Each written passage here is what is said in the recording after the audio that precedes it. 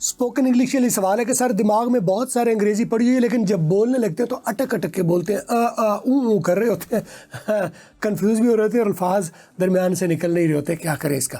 دیکھیں، آپ نے جو آپ کہتے ہیں نا آپ کے دماغ میں انگریزی پڑھی ہوئی ہے تو آپ نے رٹے لگا کے رکھی ہوئی ہے.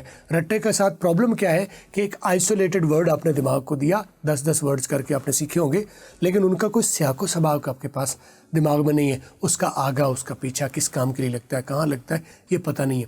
بالکل ایسے ہی جیسے تسبیح کے دانے ٹوٹ جائیں، تسبیح کا دھاگا ٹوٹ جائے، بکھرے ہوئے ہوں تو ان کی کوئی ارینجمنٹ کوئی نہیں ہے، کوئی نمبر نہیں ہے، کوئی ترتیب نہیں ہے، کون سا دانہ کہاں پر تھا. دماغ کے پاس جو ڈیٹا چاہیے بولنے کے لیے وہ ایک تسبیح کے دانوں کی طرح پرویا ہوا ڈیٹا چاہیے. وہ کیسے ہوگا؟ آپ پرویا ہوا ہی سنو، پرویا ہوا ہی پڑھو تو پرویا ہی بولو گے.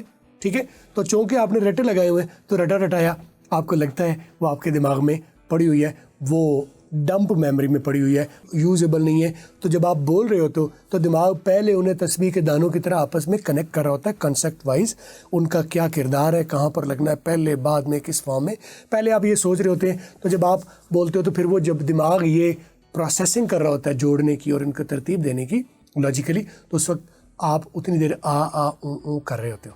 تو آپ اس کا حل کیا ہے؟ ڈائریکٹ سنو انگریزی، ڈائریکٹ پڑھو. آپ کو لفظ بائی لفظ چیزوں کو اکیلا ادھر سے 10 لفظ اس سے 10 لفظ کرنے کی ضرورت نہیں ہے. وہ خود کو دھوکہ ہے، دھوکے کو کوئی فائدہ نہیں ہوتا. رٹا تو کسی کام کا نہیں ہے نا. رٹے کے بغیر سیکھو، انگریزی آپ کی کمال ہو جائے گی. آئے میں آپ کو سکھاتا ہوں 030269242446.